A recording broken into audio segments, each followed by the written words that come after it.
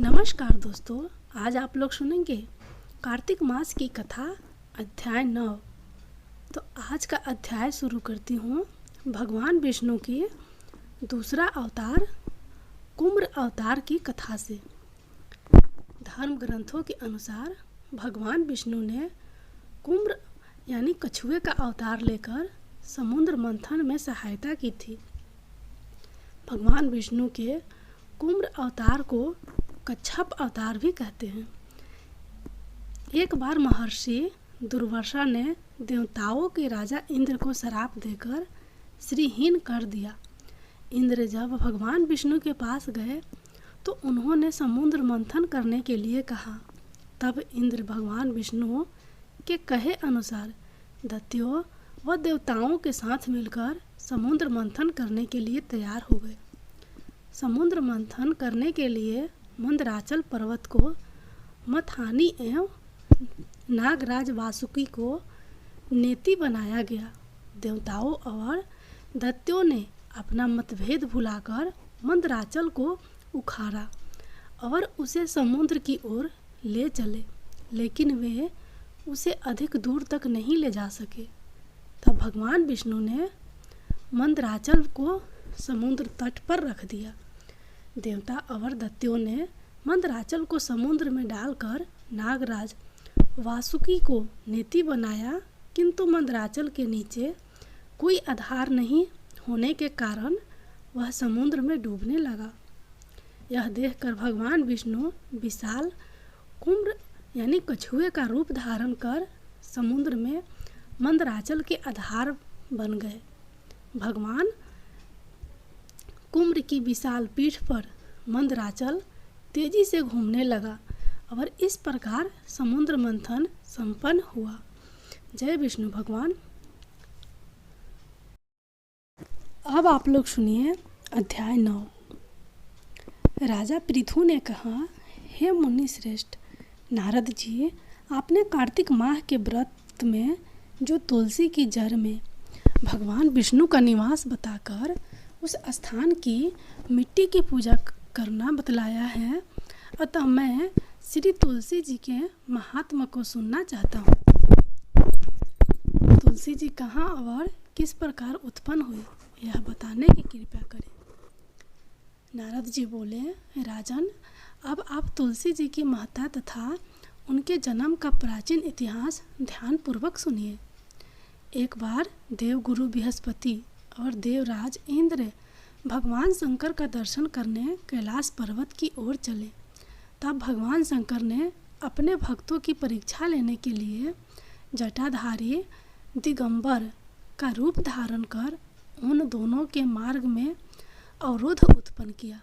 यद्यपि वह तेजस्वी, शांत, लंबी भुजा और चौड़ी छाती वाले गौर वर्ण अपने विशाल नेत्रों से युक्त तथा सिर पर जटा धारण किए वैसे ही बैठे थे, तथापि उन भगवान शंकर को न पहचान कर इंद्र ने उनसे उनका नाम व धाम आदि पूछते हुए कहा कि क्या भगवान शंकर अपने स्थान पर हैं या कहीं गए हुए हैं।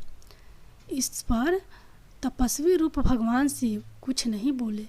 इंद्र को अपने त्रिलोकीनाथ होने का गर्व था। उसी अहंकार के प्रभाव से वह चुप किस प्रकार रह सकता था। उसने क्रोधित होते हुए उस तपस्वी को धूर कर कहा, अरे मैंने तुझसे कुछ पूछा हूँ और तू उसका उत्तर भी नहीं देता है। मैं अभी तुझ पर वर्ज का प्रहार करता हूँ, फिर देखता हूँ कि कौन तुझे दुर्मति की रक्षा करता है। इस प्रकार कहकर जैसे ही इंद्र ने उस जटाधारी दिगंबर को मारने के लिए हाथ में वर्ज लिया, वैसे ही भगवान शिव ने वर्ज सहित इंद्र का हाथ स्तंभित कर दिया और विकराल नेत्र कर उसे देखा। उस समय ऐसा प्रतीत हो रहा था कि वह दिगंबर प्रज्वलित हो उठा है और वह अपने तेज से जला देगा। भुजाएं स्तंभ होने के कारण इंद्र दुखित होने के साथ साथ अत्यंत कुपित भी हो गया। परंतु उस जटाधारी दिगंबर को प्रज्वलित देखकर बृहस्पति जी ने उन्हें भगवान शंकर जानकर प्रणाम किया और दंडवत होकर उनकी स्तुति करने लगे। बृहस्पति भगवान शंकर से कहने लगे, हे दीनानाथ, हे महादेव, आप अपने क्रोध को शांत कर लीजिए और इंद्र के इस अपराध को क्षमा कीजिए। बृहस्पति के यह वचन सुनकर भगवान शंकर ने गंभीर वाणी में कहा, मैं अपने नेत्रों से निकाले हुए क्रोध को किस प्रकार रोकूं?